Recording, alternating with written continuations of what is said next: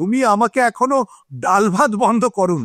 যদি ডাল ভাত বন্ধ করতাম, যদি আমরা এখান থেকে চাল, পেঁয়াজ, আলু রফতানি বন্ধ করতাম, তাহলে বাংলাদেশের মুদ্রাস্ফীতি যে জায়গায় যেত সেটা এখনো ইউনুস বা তার যারা সাঙ্গপাঙ্গ তারা এখনো জানেনি না।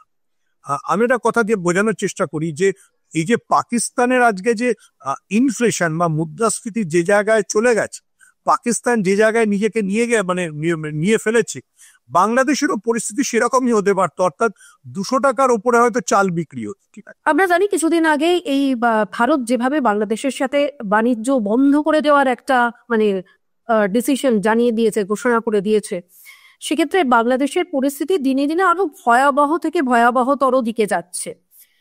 এমনকি বাংলাদেশের যে পরিস্থিতি, তুমি এর আগে আমার শোতে এসে বলেছিলে যে বাংলাদেশের এমন পরিস্থিতি যে সেখানে আরো বেশি বেশি করে কিন্তু বিভিন্ন ধরনের অসামাজিক কাজকর্ম বাড়ছে, লোকজনের প্রবণতা বাড়ছে, অসামাজিক কাজকর্মের দিকে তারা চলে যাচ্ছে।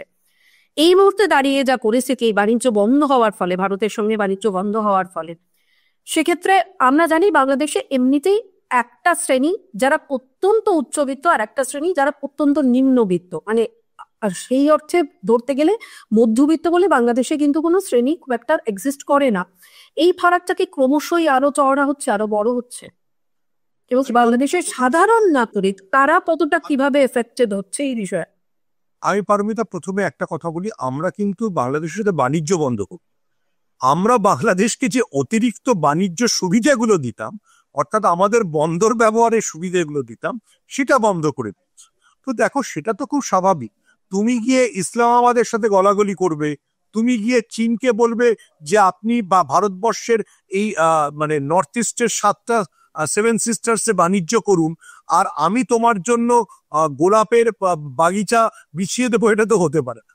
আমরা খুব আমরা এতদিন শেখ হাসিনার সময় বা তার আগের সময়ও বাংলাদেশকে যে প্রিভিলেজ গুলো দিতাম, যার মধ্যে একটা প্রিভিলেজ ছিল যে আমাদের বন্দর ব্যবহার করে তারা বিভিন্ন জায়গায় মাল পাঠাতে পারতো, সেটা বন্ধ করেছি।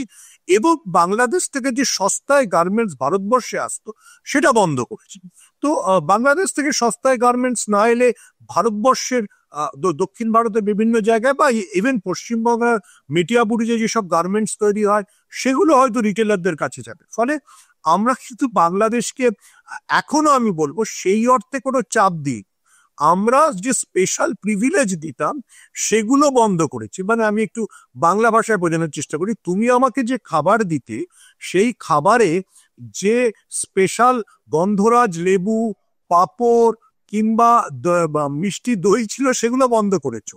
তুমি আমাকে এখনো ডাল ভাত বন্ধ করুন।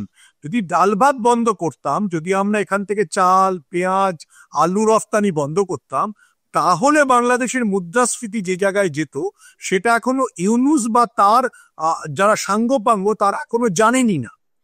আমি একটা কথা দিয়ে বোঝানোর চেষ্টা করি যে এই যে পাকিস্তানের আজকে যে ইনফ্লেশন বা মুদ্রাস্ফীতি যে জায়গায় চলে গেছে, পাকিস্তান যে জায়গায় নিজেকে নিয়ে ফেলেছে, বাংলাদেশেরও পরিস্থিতি সেরকমই হতে পারতো, অর্থাৎ 200 টাকার উপরে হয়তো চাল বিক্রি হচ্ছে। ঠিক আছে, আমরা কিন্তু এখনো সেগুলো করিনি। এখনো আমাদের সমস্ত স্থলবন্দর দিয়ে বাংলাদেশে আলু, পেঁয়াজ এবং চাল যথারীতি যাচ্ছে।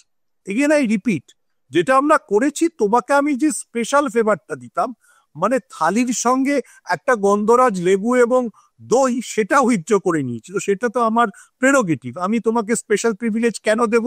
তুমি যদি ইসলামাবাদকে বন্ধু মনে করো এবং জোর তুমি আমাদেরকে গালাগাল করো। আবার আমি রিপিট করছি, বাংলাদেশের ইউনুস সরকার কিন্তু গত কয়েক মাসে বাংলাদেশের যেটা অর্থনীতি, যেটাকে একসময় ইমার্জিং অর্থনীতি বলা হচ্ছিল, সেটাকে একেবারে ধসিয়ে দিয়েছে। বাংলাদেশের সাধারণ মানুষের হাল খুব খারাপ, রাস্তাঘাটে আইন শৃঙ্খলার হাল খুব খারাপ, জিনিসপত্রের মুদ্রাস্ফীতির হাল খুব খারাপ। এবার প্রশ্ন হচ্ছে, বাংলাদেশের মানুষরা প্রশ্ন করতে পারে না আপনাদের এত চিন্তা কেন, আমাদের হাল খারাপ বলে? আমাদের একদম চিন্তা নেই, যদি না বাংলাদেশের সীমান্ত থেকে আমাদের এপাশে লোকজন পালিয়ে আসার চেষ্টা। আমাদের শুধুমাত্র চিন্তা হচ্ছে সেই কারণ